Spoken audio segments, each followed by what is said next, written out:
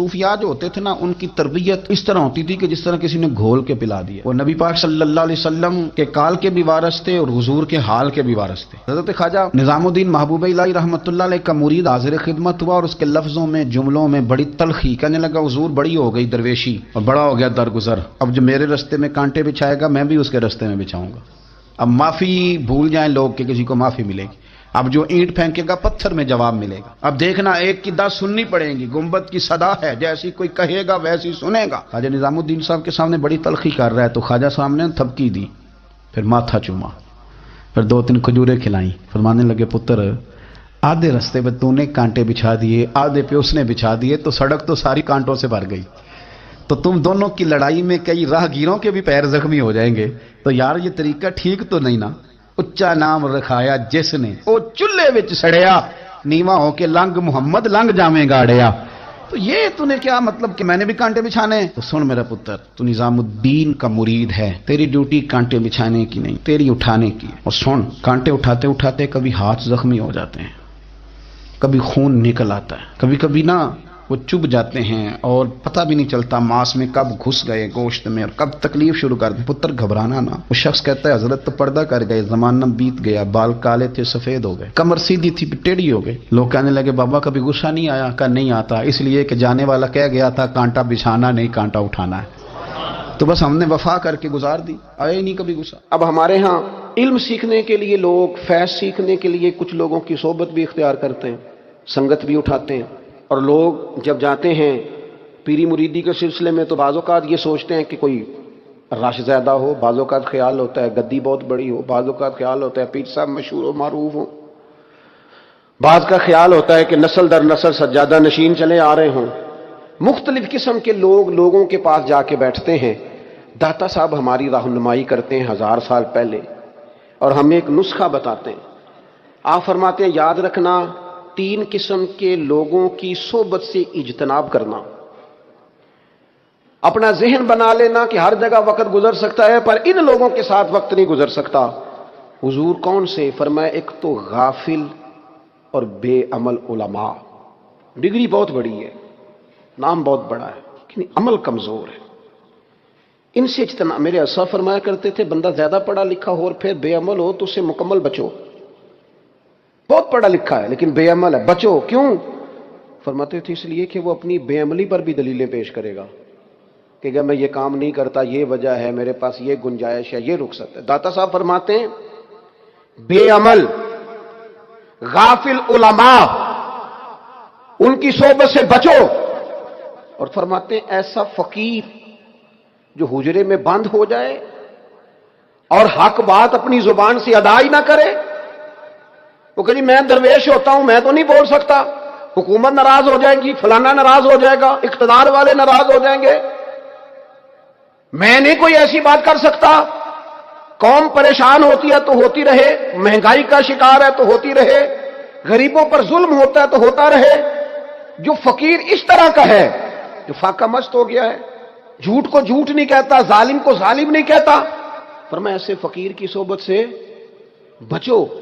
اور تیسرے نمبر پر داتا صاحب فرماتے ہیں جو جاہل صوفی ہے نا، بانج علموں جو کرے فقیری، وہ کافر مرے دیوانہ ہو۔ جو جاہل صوفی ہے اس صوفی کی صحبت سے بھی بچو۔ ہر شخص اپنے اپنے مقام پر دینی ابلاغ میں، دین کی تبلیغ میں اپنا کردار ادا کرے۔ ایک جملہ کوئی بول دے نا رسول پاک کے دین کی مدد میں، ایک جملہ، یعنی کسی کو صرف اتنا کہہ دینا کہ یار تو اپنے بیٹے کو، تیرے 5 بیٹے ہیں، ایک کو قرآن مجید کا عالم ہی بنا دے، تو کہہ کے چلا گیا اور تو تیری وجہ تجھے خبر بھی نہیں کہ شاید اس نے تیری وجہ سے اسے داخل کرایا ہے، لیکن وہ اگر آ گیا پڑھ گیا تو دیکھ تجھے اجر اللہ کتنا عطا فرمائے۔ آتا جملہ بول کے دین کے معاملے میں معاون بنے، کوئی خیر کا لفظ بول کے معاون بنے۔ ہم نہ ہمت نہیں کرتے، ہم کہتے ہیں وہ فلانا کرے گا، بڑا آدمی کرے گا، مولانا کریں گے، پیر صاحب کریں گے، اپنا اپنا حصہ، اپنی اپنی خیر۔ حضرت عمر نے بھی بڑا کام کیا ہے دین کی خدمت میں، پر سیدنا بلال کی خدمت کا کوئی انکار کر سکتا ہے؟ ڈیوٹی حضرت صدیق اکبر کی بھی زیادہ ہے، پر جناب سلمان فارسی کی خدمت کا انکار کیا جا سکتا ہے؟ ہر ایک نے کام کیا، ہر نقطے کا اپنا عروج ہے، اپنی، اور یہ دین غالب ہوگا، غالب۔ یہ مت سمجھے تھوڑے سے حالات کمزور آئے ہیں اور تھوڑا سا مسلمان محکوم ہوئے ہیں مالی طور اپنی کوتاہیوں کی وجہ سے ہوئے، اپنی غلطیوں کی وجہ سے ہوئے، اپنے اعمال کے سبب ہوئے، تو ڈر ڈر کے نہ جئیں۔ نبی پاک صلی اللہ تعالی علیہ وسلم سفر پہ تشریف لے گئے۔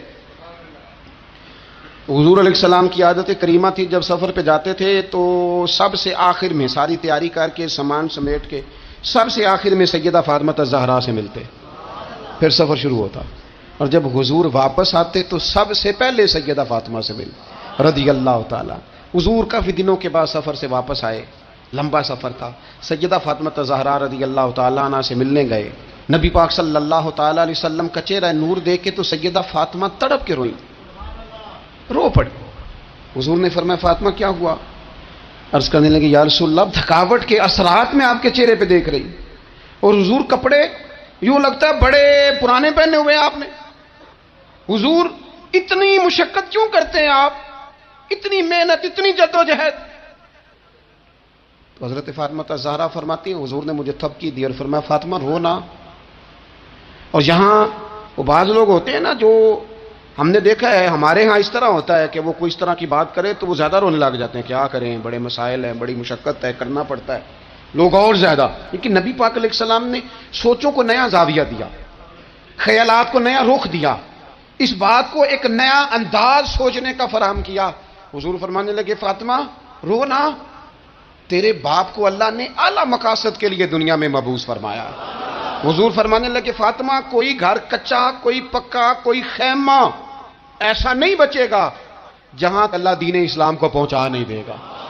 اور فرمایا فاطمہ یاد رکھنا جس طرح رات چھا جاتی ہے نا، محمد عربی کا دین بھی چھا جائے گا، یہ چھا جائے گا دین، جس طرح رات چھا جاتی ہے یہ دین بھی چھا جائے گا۔ اور پھر دین چھا گیا، جگہ جگہ چھا گیا، یورپ میں بھی اذانیں پڑھی جانے لگی، امریکہ اور افریقہ میں بھی قرآن پڑھا جانے لگا، جگہ جگہ جگہ جگہ رسول اللہ صلی اللہ علیہ وسلم کے دین کی بات ہونے لگی۔ کہا فاطمہ کار کچا ہو یا پکا ہو، خیمہ ہو، ہر جگہ یہ دین پہنچے گا، اور دین پہنچا۔ دوستو کمزوری وقتی طور پر ہے، حالات وقتی طور پر ہیں، مسلمانوں نہ گھبراؤ، خدا کی شان باقی ہے۔ یہ دین فطرت ہے، یہ دین اپنی حقانیت کی وجہ سے پھیل رہا ہے، کسی کا محتاج نہ یہ کسی کے زور لگانے۔ مسلمانوں نہ گھبراؤ، خدا کی شان باقی ہے، ابھی اسلام زندہ ہے، ابھی قرآن باقی ہے۔ یہ کافر کیا سمجھتے ہیں جو ہم سے روز الجھتے ہیں، ابھی تو کربلا کا آخری میدان باقی ہے، ابھی تو آخری میدان لگے گا میدان کربلا میں، اور فکر حسینی کے علم بردار میدان میں نکلیں گے، یزیدی سوچوں سے ٹکرائیں گے، اور بڑے سینے تیار ہیں جو اس کے لیے پوری جدوجہد کریں گے۔ ابھی تو کربلا کا آخری میدان باقی ہے۔ اپنی زندگی کے اندر قوت ارادی پیدا کریں، کچھ کر لینے کی ٹھان اپنے مزاج میں پیدا کریں۔ کمزوری آ جاتی، عدی بن حاتم جو تھے نا، یہ حاتم تائی کے بیٹے تھے، بادشاہ کا بیٹا تھا، زمانہ بڑا دیکھا تھا، بڑے بڑے وزیروں مشیروں، ساری زندگی اعلیٰ سطحی وفود سے ملاقات ہوئی۔ عدی حضور کی بارگاہ میں آئے، مسند امام احمد بن حنبل میں موجود۔ تو اسلام پر ابھی غربت کا دور تھا، چند لوگ مسلمان ہوئے تھے، نبی پاک علیہ السلام نے فرمایا عدی کلمہ پڑھ لو۔ تو عدی کہنے لگے میں تو پہلے ہی ایک دین کا ماننے والا ہوں۔ حضور فرمانے لگے جس دین کے تم ماننے والے ہو اس دین کو میں تم سے زیادہ جانتا ہوں۔ حضور فرمانے لگے جس دین کے تم ماننے والے ہو اس میں کیا یہ لکھا ہے کہ مالک غنیمت کا چوتھا حصہ کھا جاؤ؟ کہنے لگے نہیں۔ تو فرمایا کھا کیوں جاتے ہو؟ عدی کہتے ہیں چونکہ یہ ہمارے اندر کی بات تھی بادشاہوں کی، تو میں نے فوراً سر تسلیم خم کر دیا، میں نے فوراً سر جھکا دیا، میں نے کہا بات ٹھیک کر رہے ہیں۔ حضور فرمانے لگے اب اگلی بات بھی کروں یا رسول اللہ فرمائیے؟ فرمایا پتہ ہے تم دین کیوں نہیں قبول کر رہے؟ یہ بھی مجھے پتہ ہے۔ یا رسول اللہ کیوں؟ فرمایا تم دیکھتے ہو کہ دین کے ماننے والے غریب غریب لوگ ہیں، تم دیکھتے ہو کہ ابھی یہ کمزور ہیں، تم دیکھتے ہو کہ مکے والوں نے مدینہ طیبہ سے پریشان کر کے مسلمانوں کو نکال دیا ہے، یہ غریبی دیکھ کر بظاہر اسلام کی کمزوری دیکھ کر تم کلمہ نہیں پڑھ رہے؟ حضور فرمانے لگے عدی مقام حرا کا نام سنا ہے؟ بڑی دور تھا علاقہ، وہ مقام حرا کا نام سنا ہے؟ عدی کہنے لگے حضور سنا ہے پر وہ جگہ دیکھی نہیں۔ محبوب فرمانے لگے سن، میں وہ وقت لے کے آؤں گا، میرا دین اس طرح نافذ ہوگا کہ ایک عورت مقام حرا سے اونٹنی پہ اکیلی بیٹھے گی، اور اکیلی آئے گی اور آ کے بیت اللہ کا طواف کرے گی، سوائے اسی اللہ کے کسی کا خوف نہیں ہوگا، رب کے علاوہ کسی سے نہیں ڈرے گی۔ یہ دور آئے گا، تو دیکھ رہا ہے کہ صرف مکے پہ حکومت نہیں، دنیا پہ مسلمان چھا جائیں گے۔ اور حضور فرمانے لگے کسرا کا نام سنا ہے؟ کہا حضور وہ تو بازار اس وقت بڑا تگڑا بادشاہ ہے۔ فرمایا اس کے علاقے بھی فتح ہوں گے، وہ خزانے مسلمانوں کے پاس آئیں گے۔ اور فرمایا تو تیسری بات نبی پاک نے بیان کی، فرمایا تو یہ دیکھ رہا ہے کہ مسلمانوں میں غربت ہے؟ فرمایا عدی ایک وقت آئے گا لوگ دینے کے لیے نکلیں گے پر انہیں لینے والا کوئی نہیں ملے گا۔ ایک وقت آئے گا لوگ دینے نکلیں گے، لینے کوئی نہیں آئے گا۔ عدی کہتے ہیں کہ میں رسول کریم کا کلمہ پڑھ کے مسلمان ہو گیا، اور پھر زیادہ دور نہیں گزرا، عدی رویا کرتے تھے، حاتم تائی کے بیٹے عدی رویا کرتے تھے اور رو کے بتایا کرتے تھے لوگوں وہ جو حضور نے فرمایا تھا نا بی بی ہرا سے چلے گی اور طواف کرے گی، وہ بی بی میں نے اپنی آنکھوں سے آتی دیکھی۔ میں نے اس تنہا عورت کو حضور سید عالم کی پیشن گوئی کے مطابق بیت اللہ کا طواف کرتے دیکھا، اسے سوائے اللہ کے کسی کا ڈر نہیں تھا۔ اور عدی کہنے لگے وہ جو حضور نے فرمایا تھا نا کہ کسرا کے خزانے فتح ہوں گے، فرمایا وہ جب فتح ہو رہی تھی تو میں خود اس جنگ میں شریک تھا، مجھے اللہ نے موقع دیا، میں مجاہدوں میں شامل تھا۔ اور فرمانے لگے تیسری پیشن گوئی رہ گئی ہے، مجھے امید ہے وہ بھی پوری ہوگی۔ حضرت عمر بن عبدالعزیز کے زمانے میں آ کے وہ دور بھی آیا کہ لوگ زکوٰۃ دینے نکلتے تھے، لینے والا کوئی نہیں ملتا تھا۔ لوگ کسی کو غریب سمجھ کے صدقہ دینے لگتے تھے، وہ کہتا تھا بھائی لے جا، میں تو رات خود دے کے آیا ہوں۔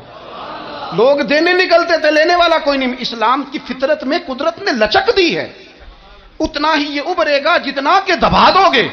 یہ مولویوں کی وجہ سے، پیروں کی وجہ سے، سیاست دانوں کی وجہ سے نہیں چھائے گا۔ یہ کیوں چھائے گا کہ ارسل رسولہ بالہدی ودین الحق، یہ اس لیے چھائے گا کہ اللہ نے بھیجا ہی حق کے ساتھ ہے، یہ آیا حق کے ساتھ ہے، لہذا چھا جائے۔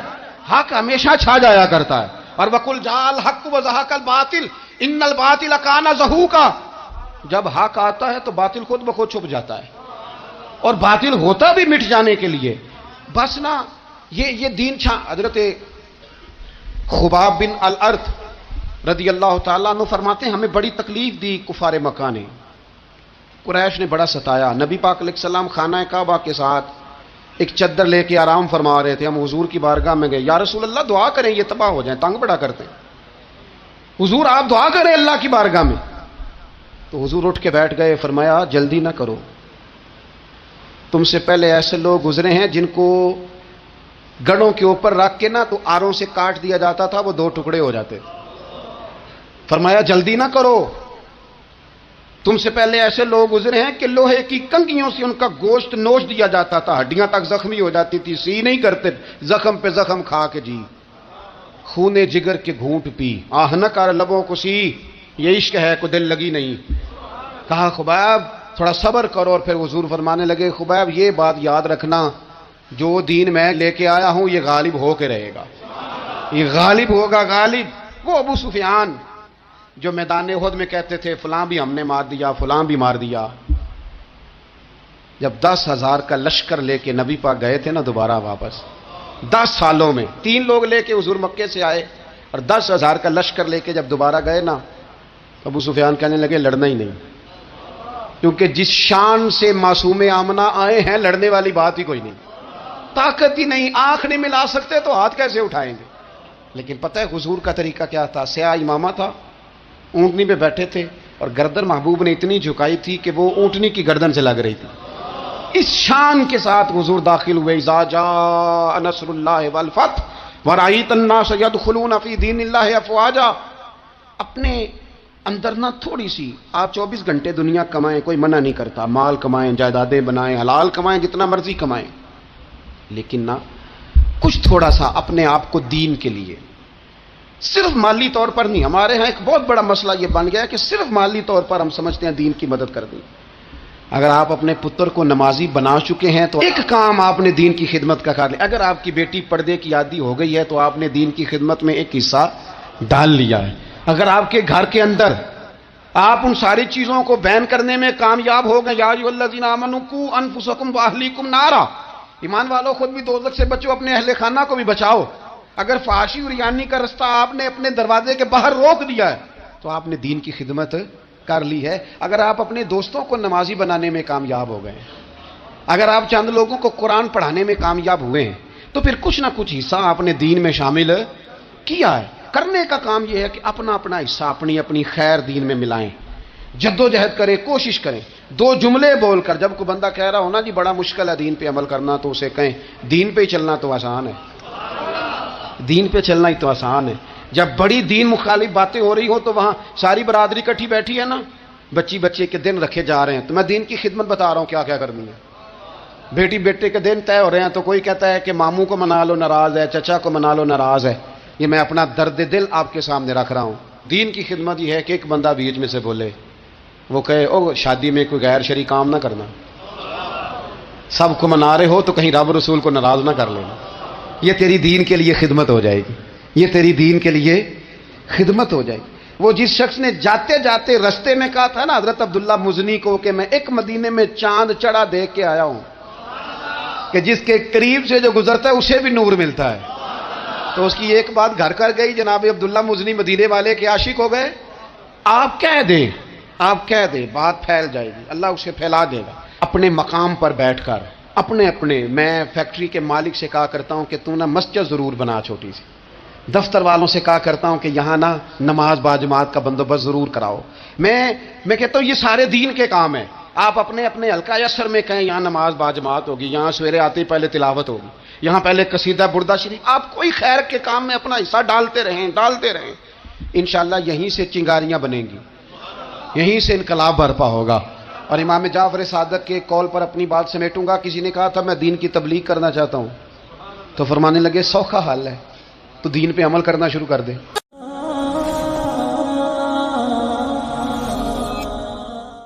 مزدوری کرتا تھا، غریب تھا، تو 6 بیٹیاں تھیں اس کی. حضرت صاحب کے پاس روز آ کے کہتا حضور بچیوں کے لیے دعا کرے اللہ کوئی اسباب پیدا کر دے. ایک بچی کی شادی کا خرچہ 1000 دینار ہے اور میں غریب ہوں. حضرت صاحب دعا کر دیتے. خانقاہ شریف کے تھوڑے ہی فاصلے پر حضرت جہاں بیٹھ کے مریدوں کی تربیت کرتے تھے، اس سے تھوڑا ہی فاصلے پر نا ایک عیسائی رہتا تھا، بڑا مالدار تھا، بڑی سارے اونٹ گائیں بھیڑ بکریاں رکھی ہوئی تھی، اور حضرت شرف الدین رحمت اللہ علیہ کی بڑی مخالفت کرتا تھا. اور یہ جو آپ کا غریب مرید تھا یہ اس کا پڑوسی تھا. ایک دن بلا کے نا ان کو کہنے لگا کہ تو کدھر جا کے جو ہے وہ ٹکرے مار رہا ہے، وہاں سے کچھ نہیں ملنے والا. وہ تجھے کیا دیں گے جن کی خانقاہ خود چندے پہ چلتی ہے، مدرسہ چندے پہ چلتا ہے، مسجد چندے پہ چلتی ہے، تیری بیٹی کا معاملہ کہاں حل ہوگا؟ تو اس درویش نے کہا کہ تو میرے پیر کو نہیں جانتا، تو اجے میرا محبوب نہیں ڈٹھا، تو پتہ نہیں نا، تو اس رستے کا مسافر نہیں، تو نہیں جانتا. ان کا بس چلے نا تو وہ ہر قیمت میں میری بیٹیوں کی شادی کرا دے. اب وہ عیسائی تھا، کہنے لگا اچھا چلو ٹھیک ہے، اگر اتنی بات ہے نا تو جاؤ ان سے جا کے کہہ دو کہ 6 سال کے لیے میرے ساتھ معاہدہ کر لیں، وہ میرے جانوروں کو چارہ ڈال دیا کرے، 6 سال ڈیوٹی کرے، میں 6000 دینار دے دیتا ہوں. وہ میرے ساتھ 6 سال میرے جانوروں کو چارہ ڈالے، رکھتے ہیں نا آپ چارہ ڈالنے کے لیے ایڈوانس پیسے دے کے. اب تو لوگ انہیں بھی غلام ہی بنا لیتے ہیں، بڑی تھوڑی تنخواہ دیتے ہیں، ظلم کرتے ہیں، پورا معاوضہ نہیں دیتے. حضرت شیخ شرف الدین کے بارے میں وہ کہنے لگا جب اپنے پیر سے جا کے کہہ کہ میرے جانوروں کو 6 سال چارہ ڈالے، میں 6000 دے دیتا ہوں، تو جو کہتا ہے ہر قیمت پہ جانے کو تیار. اس نے جب یہ بات کی تو مرید نے ناراض ہو گیا، وہ لڑائی ہو گئی، گریبان پکڑ لیا، جھگڑا ہوا، بات بڑی دور گئی. اس طرح کی بات کرتا ہے میرے حضرت کے بارے میں، تیرے جیسے کئی میں وہاں کام پہ رکھا دوں. جب بڑی بحث ہوئی، بات محلے میں علاقے میں پھیل گئی، دنیا نے سن لی، تو شیخ شرف الدین تک بھی پہنچ گئی. اس طرح جھگڑا ہوا ہے. لوگ سو گئے عشاء کی نماز کے بعد. حضرت صاحب نے نا سر پہ کپڑا لیا، اس عیسائی کے دروازے پہ دستک دی، وہ باہر آیا. فرمانے لگے لوگ تو سوچ سمجھ کے ملازم رکھتے ہیں، تو نے بھی تو سوچ ہی لیا ہوگا، تبھی تو مجھے آفر کی ہے. تو اپنی آفر پہ قائم ہے؟ واقعی مجھے رکھ لے گا اور 6000 دینار دے دے گا؟ کہنے لگا جا بابا کام کر اپنا. فرمایا نہیں، تو نے اتنے لوگوں میں بات کی، اتنی بحث ہوئی، تو قائم ہے؟ کہنے لگا میں تو قائم ہوں، پر آپ نے نہیں قائم رہنا. فرمایا میں سوچ سمجھ کے آیا ہوں. اس نے کہا آپ ڈیوٹی کریں گے، بھینسوں کو چارہ ڈالیں گے؟ فرمایا ایک شرط، بس جب اذان ہو جائے نا تو مجھے رب کی نماز پڑھنے کی اجازت دے دینا، باقی صبح شام جو تو کہے گا. اگر اس غریب کی بیٹیاں بیائی جائیں تو مجھے اور کیا چاہیے؟ اس کی 6 بیٹیوں کا بوجھ ہے اس کے سر پہ، تو مجھے رکھ لے. اللہ اکبر. وہ کہنے لگا چلے پہ میرے ساتھ خط بندگی کر لیں. آج کل ہم اسٹام کرتے ہیں، اس زمانے میں خط بندگی ہوتا تھا، غلامی کا خط. قاضی شہر کے پاس، یعنی اس کا خیال تھا کہ چلو اسٹامپ کی بات کروں گا تو بھاگ جائیں گے، فرمایا چل میں تیار ہوں۔ قاضی تک گئے، طے ہو گیا، 6000 دینار دے دیے۔ حضرت نے مرید کو بلایا، فرمایا پتر یہ لے جا، جا میری بیٹیوں کو روانہ کر دے۔ کہنے لگا حضور یہ کیا کر رہے ہو آپ، کچھ سوچیں۔ فرمایا یار جب تجھے بیٹا بنا لیا تو پھر میری پوتیاں تو لگتی ہیں نا، میرا حق تو بنتا ہے نا، جا کے ڈیوٹی کر، ان کو بیاہ دے۔ بات پھیل گئی، بادشاہ بھی عقیدت مند تھا، وہ 12000 دینار لے کے پہنچا۔ کیا بتاؤں ان رب کے بندوں کا دل کیسا ہوتا ہے، کیا درد ہوتا ہے، کیا رنگ۔ 12000 دینار لے کے بادشاہ آیا اور آ کے حضرت کو پیش کیے کہ حضور آپ دیں اس عیسائی کو ڈبل دیں اور جائیں کام کریں۔ آپ فرمانے لگے تو پیسے دے، شرطیں نہ لگا، میرا جہاں دل کرے گا میں خرچ کروں گا، مجھے تو مزہ ہی اب آنے لگا ہے، ابھی تو لطف آ رہا ہے، ابھی تو ذائقہ آیا ہے کچھ کرنے کا، پیسے دینے ہیں تو دے، پابندی نہ لگا، جہاں میرا دل کرے گا میں۔ اس نے کہا حضور ٹھیک ہے رکھ لے۔ حضرت نے فجر مسجد میں پڑھی، جیب میں 12000 دینار تھے، اعلان فرمایا بھی کسی اور کی بیٹی بھی بیٹھی ہے تو پیسے میرے پاس ہے۔ وہ 12000 دینار بھی بانٹ دیا، اور 12000 دینار بانٹ کے نہ تو پھر چلے گئے کھیت میں چارہ کاٹنے۔ اس عیسائی کو کسی نے بتلایا کہ ان کے پاس تو 12000 آیا ہے پر تجھ سے جان نہیں چھڑائی انہوں نے، کہ وعدہ یہ ہوا تھا کہ 6 دیں گے تو جائیں گے، جب تک دیں گے نہیں تیرے گھر میں کام کریں گے۔ وہ نہ چارہ کاٹ رہے تھے، حضرت صاحب تو وہاں پہنچ گیا، دور جا کے کھڑا ہو گیا، کہنے لگا بابا پہلے تو میں نے مسلمانوں کے اخلاق سنے تھے، اب تو میں نے دیکھ بھی لیے، پر یہ بتا جب 12000 آیا تھا جان کیوں نہیں چھڑائی؟ تو حضرت چارہ کاٹتے کاٹتے رو پڑے، فرمانے لگے تو نہیں نہ جانتا یہ بیٹیاں سانجی ہوتی ہیں، پتہ نہیں نا، میرے رسول پاک نے تو خاتم تائی کی بیٹی کے سر پہ کپڑا رکھ کے کہا تھا بیٹیاں برابر ہوتی ہیں، تو یہ نہیں پتا جب اس کی 6 بیٹیوں کی شادی ہوئی ہے میرے اندر روحانیت کتنی بڑی ہے۔ فرمایا پھر 12000 آیا ہے تو 2-4 بچیاں پھر گئی ہیں، تو یہ نہیں پتا میں اندر سے راضی کتنا ہوں، میں تیری نوکری کرتا رہوں گا، پتہ نہیں اللہ کتنی بیٹیوں کو بیاہ دے گا۔ اتنا رویا وہ عیسائی کے پیروں میں بیٹھ گیا، کہنے لگا بابا میں نے تیری مخالفت کی ہے پر تیرے قریب آ کے پتہ چلا ہے کہ تو بہت اونچے اخلاق کا مالک ہے، اور اگر تیرا یہ مقام ہے تو تجھے اخلاق سکھانے والے محمد عربی کی شان کتنی ہوگی۔ ظالم کی بولیے جاتے نہیں لوگ جھوٹے گواہ بن کے، وکیل صاحب کو نہیں پتا ہوتا کہ یہ بندہ مجرم ہے جو میرے پاس آیا، کیا مجرموں کے وکیل نہیں ہوتے؟ بولے تو اس کو پتا نہیں ہوتا وکیل صاحب کو کہ یہ صاحب مجرم ہے، میرے پاس مقدمہ لے کے آئے، اور اگر بے ادبی نہ ہو جائے تو میرا خیال ہے قاضی عدالت کو بھی پتا ہوتا ہے کہ مجرم کون ہے اور مظلوم۔ میرے نبی پاک صلی اللہ علیہ وسلم نے اس قدر زیادہ سختی فرمائی اس مسئلے میں، فرمایا جس کو پتا تھا کہ فلاں آدمی ظالم ہے، ظلم کر رہا ہے، پھر وہ ظالم کا گواہ بنا یا اس نے ظالم کی مدد کی، کتنی کی؟ شارحین لکھتے ہیں چاہے اس نے ایک جملہ بول کے کی، چاہے ایک، سارے بولیے، چاہے ایک غریب کو اس نے ظلم کیا تو کہتے ہیں علاج یہ سی، چاہے ایک جملہ بول کے کی، شارحین اس حدیث کی شرح میں لکھتے ہیں ایک جملہ بول کے چاہے مدد کی، جس بندے نے کسی ظالم کی مدد کی کسی مقدمے میں یا کسی صورت میں اور اسے پتا تھا یہ ظالم ہے، میرے نبی پاک صلی اللہ تعالی علیہ وسلم فرماتے ہیں اگر اس نے مدد کی، ابھی ظالم کی بات نہیں ہو رہی، ظالم کے مددگار کی بات ہو رہی، اگر کسی نے ظالم کی مدد کی تو حضور فرماتے ہیں خدا بھی اس سے بری و ذمہ ہے، رسول بھی اس سے بری و ذمہ ہے۔ سنبھال کے رکھے اپنی نمازیں، قربانیاں، حج، زکوٰۃ سنبھال کے رکھے۔ اگر ظالموں کا مددگار ہے، الیکشن آ لینے دے، آپ کو نظر آ جائے گا کون کون ظالموں کا مددگار ہے، نظر آ جائے گا، اپنی جیب سے لوگ پیسے دے کے ظالموں کی مدد کریں گے، ان کے فلیکس چھپوائیں گے، بورڈ لگوائیں گے، جیبوں سے پیسے دے کے۔ ہم نے خود آگ لگائی ہے چمن میں اپنے، بے سبب گردش ایام کو الزام نہ دو، ہم نے خود نور کا ظلمت سے کیا ہے سودا، کر کے توہین سحر شام کو الزام نہ دو۔ ظالموں کے مددگار میدان میں آ گئے، یہ چھوٹا لفظ نہیں، میرے حبیب پاک صلی اللہ علیہ وسلم نے فرمایا جو ظالم کا مددگار ہے سن لے جو سجن کے ساتھ کچہری جاتا ہے، وہ یاد رکھے جو دوست کا گواہ بنتا ہے، وہ یاد رکھے جو کہتا ہے میں مانگی گیا تھا، مجھے بلایا گیا تھا قبضہ چھڑانے کے لیے کسی غریب بیوہ کی جائیداد پہ، کب وہ سن لے تو مدد کر کے نہیں آیا، تو خدا کے ذمے سے نکل گیا۔ رسول پاک نے فرمایا تیرا میرا تعلق ختم ہو گیا، تو ظالم کا مددگار ہو گیا، پھر تو کہتا میں بے چین ہوں، میں بے قرار ہوں، میں آزمائش کا شکار ہوں، پلٹ کے دیکھ تو صحیح تیرا گناہ کتنا بڑا ہے۔ میرے نبی پاک صلی اللہ علیہ وسلم کا ایک اور فرمان سن لیں، ابن ماجہ ابو داؤد میں موجود ہے. اس حدیث کو آپ نے یاد کر لینا ہے. کر لیں گے انشاءاللہ؟ سارے کہیے انشاءاللہ. کر لیں گے یاد؟ حضور صلی اللہ علیہ وسلم نے فرمایا اگر تو ظالم کی مدد کرے گا نا، یہ لفظ دل کی تختی پہ لکھ لینا، یہ مکافات عمل ہے. مکافات عمل دنیا، ادھر کرو گے تو ادھر بھرو گے.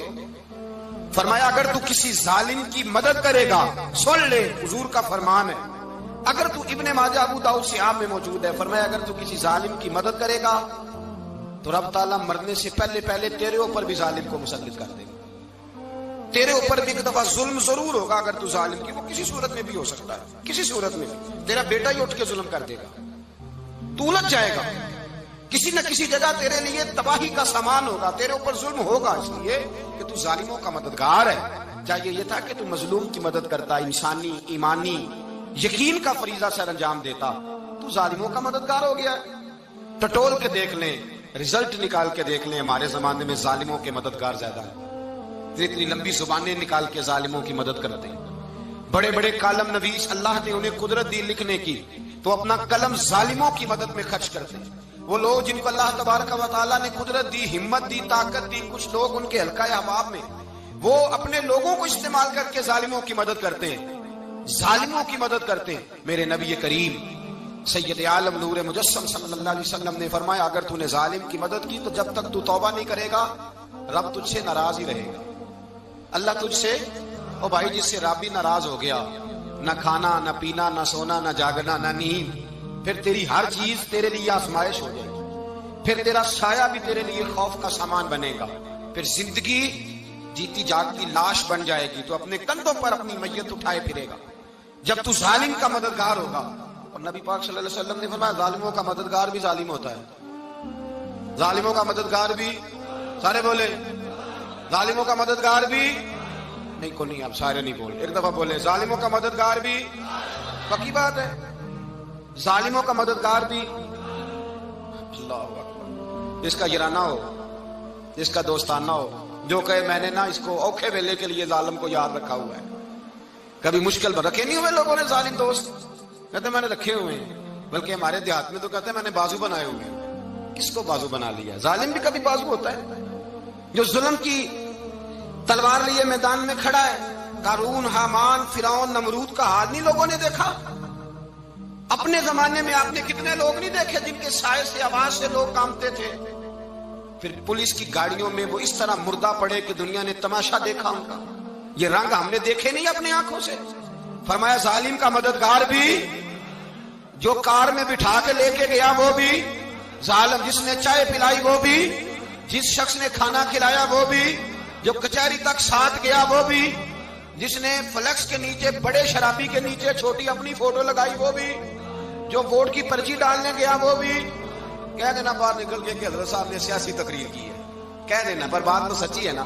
خوگرے ہم تو سے تھوڑا سا گلا بھی سن لے، خوگرے ہم تو سے تھوڑا سا بھی گلا. امام مالک کے پاس ایک بندہ آیا، اس نے کہا حضور میں درزی ہوں، ایک ظالم بادشاہ مجھ سے کپڑے سلواتا ہے، میں تو ظالموں کا مددگار نہیں نا.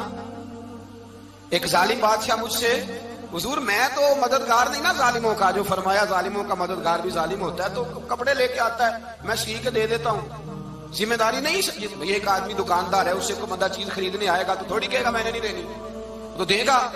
کوئی بندہ اگر کسی شخص سے کوئی کام کہتا ہے جو اس کی فیلڈ ہے، اس کا شعبہ ہے، اس کا معاش کا وہ سلسلہ ہے، کہتے ہیں یا رسول اللہ صلی اللہ علیہ وسلم ظالموں کا مددگار بھی ظالم، حضور نے فرما دیا. تو امام مالک سے بندے نے مسئلہ پوچھا، دل کی تختی پہ لکھنے والی باتیں ہیں. کہا حضور میں درزی ہوں، ظالم کپڑے سلواتے ہیں، میں تو مددگار نہیں نا. امام صاحب کہنے لگے نہیں، مددگار تو وہ ہوگا جو تجھے سوئی دھاگا فراہم کرے گا. تو پورے کپڑے سی کے دیتا ہے، تو خود بہت بڑا ظالم ہے. تو پورے سوٹ سی کے دیتا ہے، تو بہت بڑا ظالم خود ہے.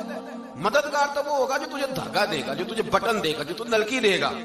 جو ظالم سے اتنی نفرت ظلم کر کے بنتا ہے. یہاں تو ہمارے زمانے میں ہیرو بن جاتے ہیں لوگ. ظالم ہیرو ہے، لوگ اس سے ڈرتے پھرتے ہیں، گھومتے پھرتے ہیں، اور بہت سارے کم مزاج لوگ اس کے پیچھے ہاتھ باندھ کے پھرتے ہیں. ظالموں کی مدد کرنا، ظالموں کے ساتھ رہنا، یہ ظلم ہے، ظلم، یہ زیادتی ہے. میرے نبی پاک صلی اللہ تعالی علیہ وآلہ وسلم نے ارشاد فرمایا یاد رکھو رب فرماتا ہے میں مظلوم کی مدد ضرور کروں گا، چاہے جلدی کروں چاہے دیر سے کروں. میں مظلوم کی مدد، اور حضور صلی اللہ علیہ وسلم نے فرمایا ہے، حضرت معاذ بن جبل کہتے ہیں حضور نے مجھے یمن کا گورنر بنایا، جب میں جانے لگا نا تو حضور نے بڑی نصیحتیں کی، بخاری میں موجود ہے، فرماتے ہیں جب میں پلٹنے لگا تو میرے رسول نے فرمایا معاذ ایک منٹ ٹھہر جا، ایک بات میری یاد رکھنا، اس کو نہ بھولنا۔ کہا حضور کیا؟